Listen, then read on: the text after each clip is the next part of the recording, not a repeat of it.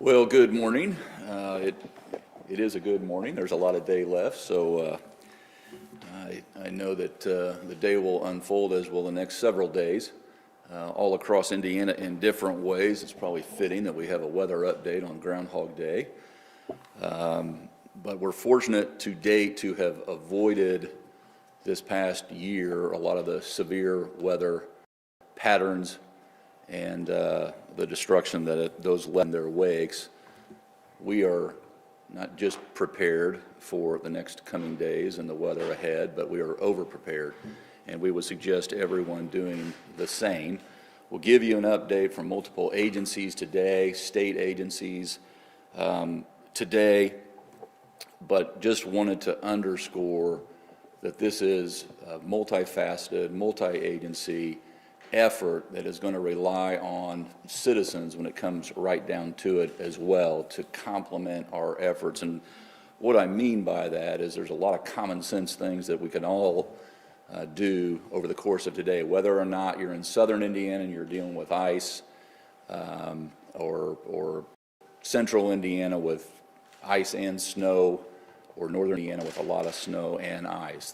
We're going to pay attention to the minute-by-minute changes that the weather brings all throughout the state, whether it's 2 inches or 18 inches of snow, but there's a lot of common sense things that we can do. Number one is we would ask for your patience and your cooperation if you need to be out on the road over the next day, 2 days, 3 days, even into the weekend as the snow that's not plowed starts to really get packed in.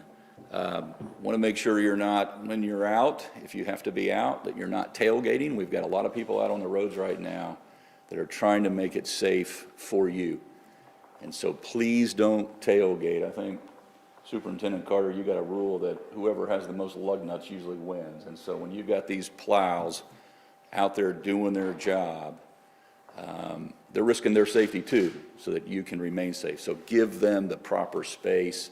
And again, that just goes back to that patience. If you see a power line down, again, we mentioned there's going to be ice and snow.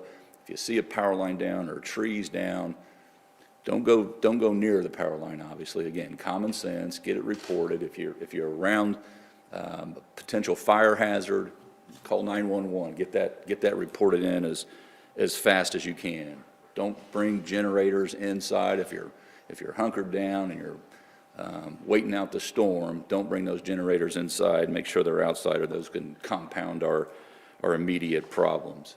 Would also say again, back to the patients, don't overexert yourself when you're shoveling out. Space it out, time it out, make sure that you don't overdo it and end up in the hospital as well. Please check in on your neighbors, especially those that are shut in, and especially if we do have power outages throughout the state of Indiana. A lot of times folks can be forgotten, and we don't want that to happen. So we'll all be on standby as well as your local governments. But we want to make sure that neighbor by neighbor is checking in on one another. If you slide off the road, I'm sure the superintendent will elaborate on this.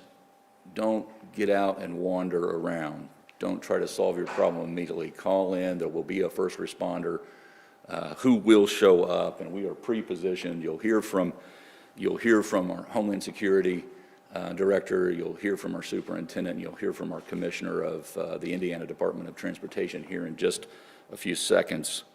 I would also ask you to pay special and close attention to your local media outlets. They're going to have the latest up-to-date information on what is occurring in your community. So pay attention to those updates, especially over the next 2, 3, 4 days, again, into the weekend as this severe weather passes through our state and our response efforts.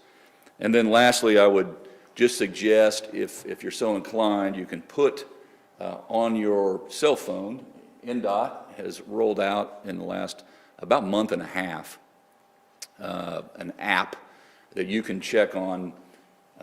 You've got about 900 trucks out right now. You've got just under 1,700 employees pulling 12-hour shifts. You can see what those drivers are seeing, and you can see the progress that's being made. All this just to say that in the in my 5 years here, this is the first truly statewide weather event that has prompted us to have a response effort statewide. And it will require expertise in different areas at different times, and we just ask for your cooperation. With that, I will turn it over to our Commissioner of Transportation, Joe McGinnis. Thank you, Governor. Good morning. As he mentioned, the storm will affect all regions of the state over the next likely 2 to 3 days. To tackle the storm, INDOT has 215,000 tons of salt and 1.5 million gallons of brine on hand to battle this storm. INDOT is a full call-out with nearly 1,000 trucks treating and plowing the highways. They began early this morning in northern Indiana and will continue until the state highway network is clear and safe. More than 1,500 INDOT employees will be on hand for the full call, and they will work in 12-hour shifts and rotating every one of those 12 hours. The storm will be tricky for us for a number of reasons. As we can look at here in Indianapolis today, right now it is raining. So the changeover across the state from rain to snow will occur, and that changeover will continue to move south throughout the day today. The National Weather Service predicts the changeover will occur along the Noblesville-Terre Haute line after 1 p.m. and will start along the I-70 line around 5 p.m. So it's p.m. commuters, this evening commuters, will need to take extra care on their way home. Southern Indiana will see the most prolonged period of rain and will likely see the most ice. The change along the Ohio River will not likely happen until early Thursday morning. Because of the rain before the snow, in most cases, if not all cases, INDOT will not be able to pre-treat the roads in the most effective way. Because of this, highways, they will develop slick spots, and the snow will stick to the highways. Road conditions across the state will be challenging as the storm moves through. INDOT's goal is to keep highways passable through the storm, but motorists that must travel should expect to encounter snow and ice-covered roads. Blowing and drifting and whiteout conditions will exist. INDOT urges drivers to stay off the roads starting this afternoon through the storm to give our crews room to work and make the roads safe. If you do have to travel, please slow down, check your route beforehand, and give yourself plenty of time to travel. Please watch out for our big yellow trucks. They are doing their job as safely and as effectively as they possibly can, and they want to go home safely at the end of the day, just like the rest of us. That also goes for our county crews and our local cities and towns. They not have the big yellow trucks, but their crews also are just out trying to get the job done and clear the highways and their main streets through their communities. The latest models show snow coverage across the entire state, with northern and parts of north central Indiana receiving upwards of 15 inches of snow. INDOT is in constant communication with the National Weather Service and their locations across the state. They are constantly updating the forecast and providing us with the latest models. I encourage you to monitor real-time travel conditions at trafficwise.org. Again, that is trafficwise.org. That is a website controlled and updated by INDOT folks. And as the governor mentioned, our INDOT mobile app. It is free, Android, iOS, app stores. You can go on, download the INDOT mobile app, click on the travel information tab, and it'll pull up a touch screen of the entire state. If you see the little blue icon, it looks like a snowplow. That is one of the cameras in our dash cameras on one of our plows. It is a still photo from that dash cam, but you can see the real-time road conditions within the last 2 or 3 minutes, what that truck is seeing out there on the roads. So again, I encourage you to please travel safely, give our trucks and the local trucks plenty of space, and if you don't have to drive, please don't. The more you drive on this snow and this ice, the more it packs down and the much more difficult procedure it is for us over the next few days. Thank you.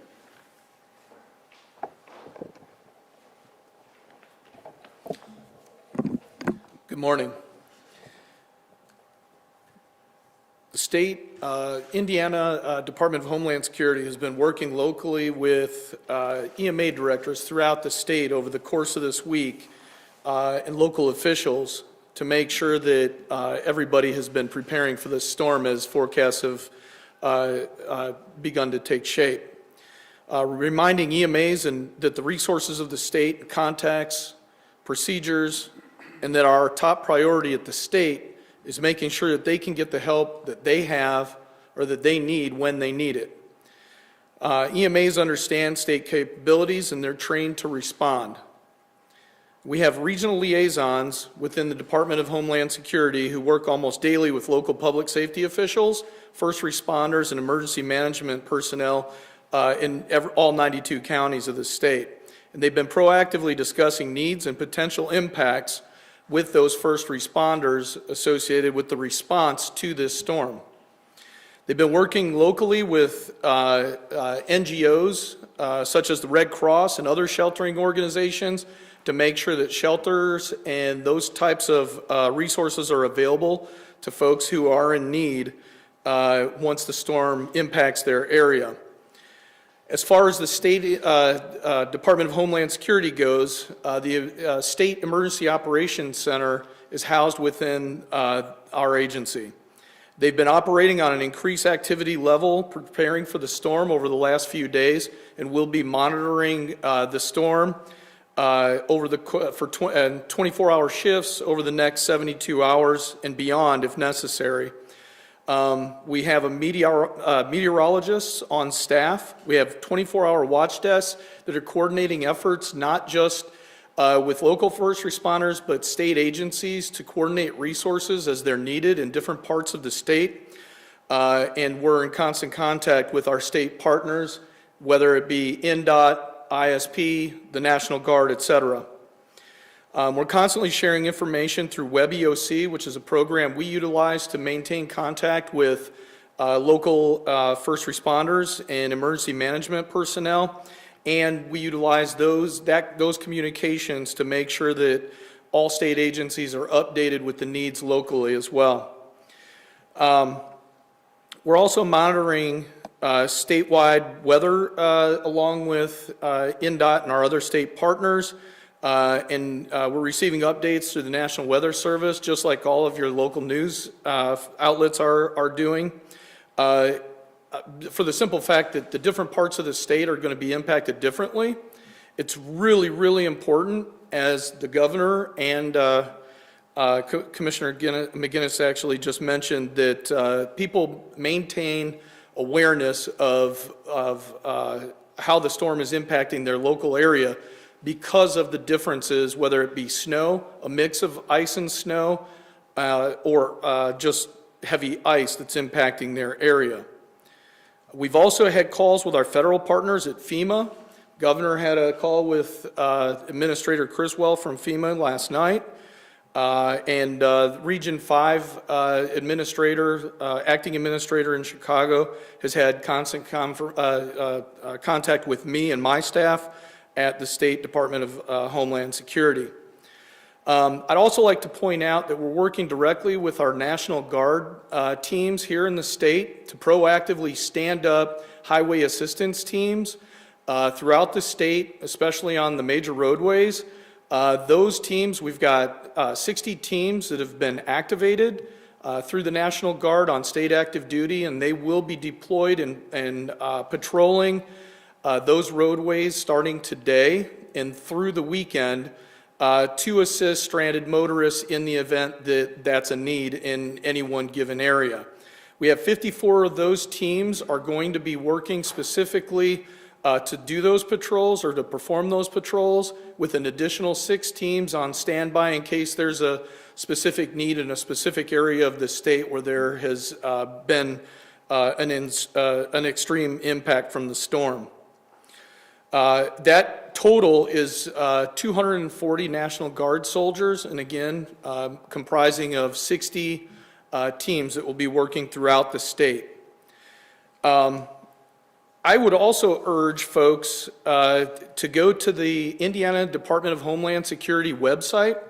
We actually have a link on our homepage which will connect folks with the countywide travel advisory maps. It's incredibly important that when the storm hits and there are extreme conditions within particular counties, that folks stay off the roads in order for the INDOT teams and the local municipal or county teams that are clearing the roadways to be allowed to get out there and clear those roadways unimpeded. So please, please, please pay attention to that countywide travel advisory map. That can be located at www.in.gov/DHS. It's on our homepage, the link is, along with a winter storm safety tip information and checklist for folks to be able to look at how do they plan to remain safe in the event that conditions become too extreme in their area. I would also reiterate something that the governor said, please check on your neighbors and make sure that if you do have health conditions and you're removing snow from your property, please take it easy and make sure that you're not overexerting yourself.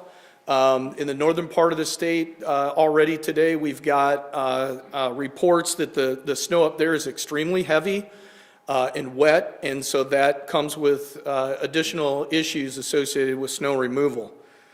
And with that, I think I'm going to turn it over to Superintendent Carter. Thank you, Steve.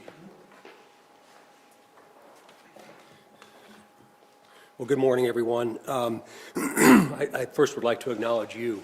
The way you message this information is so very important to us as we proceed ahead. That partnership matters so very much. 911 calls. Please understand that we too have a capacity that I worry about pretty routinely, but I really worry about it today. And the things that I worry about, I don't want you to concern yourself with, but we have to get to you if you call for our help. And I can assure you that we'll do everything within our power to do that. But remember, we do have that capacity.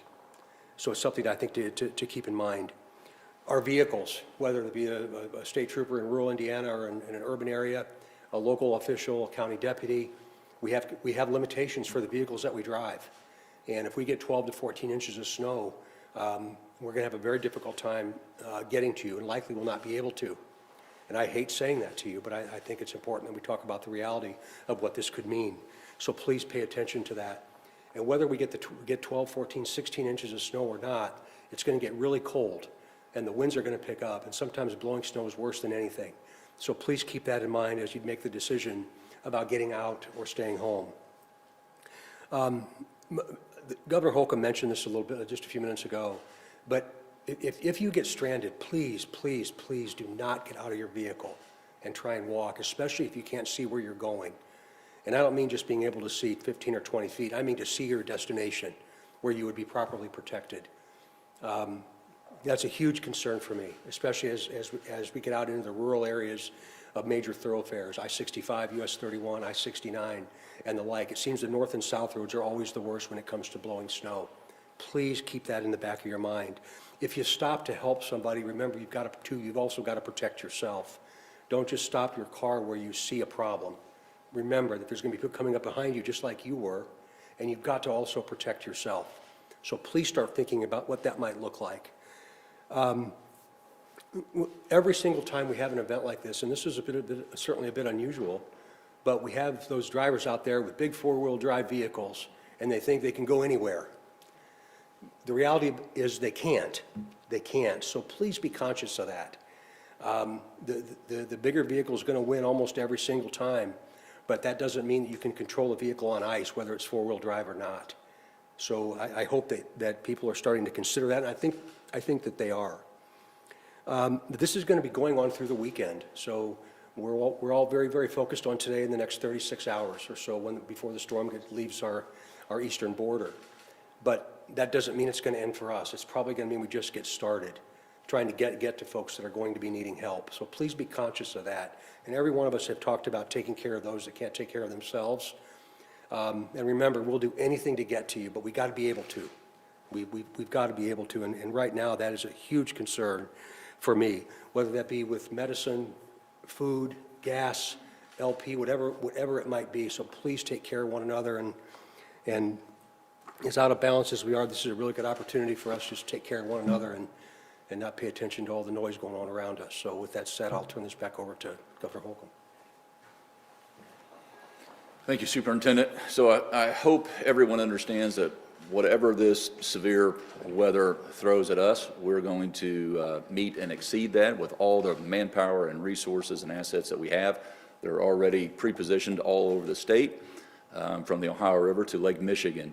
But having said that, again, this has got to be a partnership with everyone who is out and about, even if you have to be out on the road. With that, we'll happy to answer any questions that you might have. Yes, sir. You talked a little bit about the spread in conditions from Lake Michigan down to the Ohio River. Tell us a little bit more about how that affects how you allocate resources, how you figure out how you respond in conditions in Gary versus Indianapolis. Yeah. Joe, you want to talk about what has been positioned right now and then how that will shift? Yeah, so the process we're in right now, as I was looking at our cameras in our office before I walked over here this morning, is the snow is definitely flying, particularly up around I-80, 94, the Borman, the Chicagoland area. And so up there, it's full snowplow, salt dropping call out. The further south you go, the more it's just, right now, it's just rain. And so snow we can move, ice we cannot. We will do as much as we possibly can with that ice, with the salt, but the pre-treating, as I mentioned earlier, becomes extremely difficult when it's raining, because as soon as we drop the brine down on the road, the rain washes it away. So the decision was made, that's why there's no point in pre-treating. The rain's just going to wash us away. And so if we get an opportunity, we get a window between the rain and the freezing rain, we'll get out and lay down as much of that brine as we possibly can in that short window, particularly on the main thoroughfares, the interstates in particular. But from Lake Michigan down to the Ohio River, we're going to see completely different types of winter storm. We're going to see the snow we're seeing today, and we're going to see ice down south. And so what that means for our folks is going to be more salt down south as opposed to having the blades down on the ground, and more blades on the ground up north and less salt. Governor, were there talks at all about declaring a state of emergency like neighboring states already have ahead of the storm? Yeah, there were discussions, but I think we have it covered. I've mentioned to these three folks and to General Lyles, whatever you need, you're going to get. And as I said, whatever the storm brings to us, we have to be nimble, and we can do that right now under the condition that we're in. Will any state offices be closed this week? Not as of right now. We've sent word out to every state agency because this is affecting different parts of the state differently. We, again, have to be nimble as a state government as well. But no, BMV workers, as an example, up in Mishawaka are working today, even as snow falls. But we've said we're going to monitor this minute by minute. The Emergency Operations Center is up and running, has been since early this morning. We've been doing calls every morning and every night for the last few days, monitoring the weather patterns. And so we'll be in contact with our agencies and the citizens that they serve over the next few days as well. Governor, some businesses thinking about closing or staying open. Yeah. What would your recommendation be to those business owners? Make the safest decision that you can.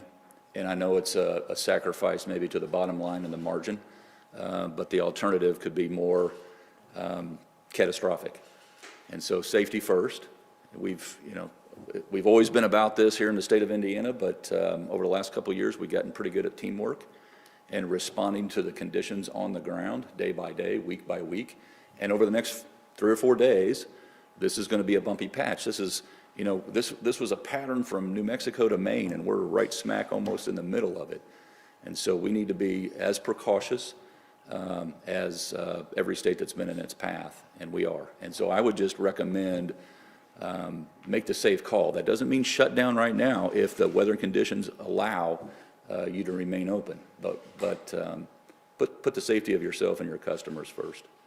You talked before about staffing levels for salt and plow trucks. How does that compare to previous storms? Yeah, so as the governor mentioned in the beginning, this is, in my 5+ years with him at the Department of Transportation, this is really the first one I can remember as being a full statewide event. And so typically when we have lake effect snow, many of our folks up there, it's kind of a robotic response anymore because they're used to getting those lake effect conditions in northwest Indiana. In the further south you go, they don't respond like as often as we do in northern Indiana. And so deploying our resources across all 92 counties has been important. Typically, if we have an event north of Indianapolis and they're kind of getting inundated, we will shift employees and equipment from, say, our Seymour district up north to assist. In this situation, we won't be doing that. Those folks will be staying at their home base, operating with the trucks that they've always operated with on a daily basis, and continue to fight until, as I mentioned earlier, until all the state network is clear and safe. Do you expect that distribution to change at all as the storm develops? I don't anticipate that at all. I think that'll be the 1,500 plus people from INDOT that will be engaged on this. Will continue to rotate with about 1,000 trucks. Obviously, we have more people than we have trucks, and that's a good thing. So we can rotate these folks in and out. But I don't anticipate moving people from one side of the state to the other or redeploying assets anywhere else. How much of a public safety concern is tonight's Pacers game? Same answer, safety first, right? And I would pay very close attention to the local government here. And I think I've read the mayor said, you know, get out if you have to, and if it's safe. Would someone be able to just clarify a little bit about the travel advisories? Different counties are going to different travel advisories at different times. People get confused. Just provide some clarity with that. Not everybody works in the same county they live in. Sure, that's a really great question. So as it stands right now, or about 9:30 this morning, we had about, I believe, 10 counties in orange status, which is a watch condition, which basically means that conditions are threatening to the safety of the public. And then during a watch, local travel advisory, only essential travel, such as to and from work or in emergency situations, is recommended. An emergency action plan should be implemented by businesses, schools, government agencies, and other organizations. So that's plain on the map that I alluded to earlier that's on the IDHS website. The yellow level is the advisory level, which is the lowest level of local travel advisory, and it means that routine travel or activities may be restricted in areas because of a hazardous situation, and individuals should use caution or avoid those areas.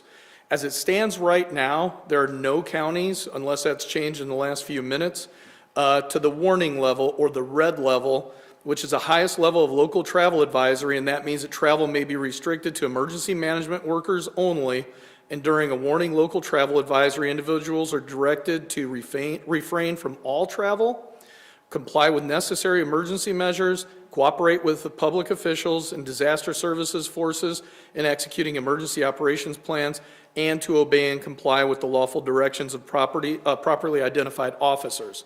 So the key there, and I think we've alluded to this over and over again, is that different counties are experiencing different levels of risk right now. And so it's really, really important for folks on the local level to pay attention to those conditions that are affecting them locally, and to keep an eye on what travel advisories have been enacted in their own counties, because they could be impacted differently.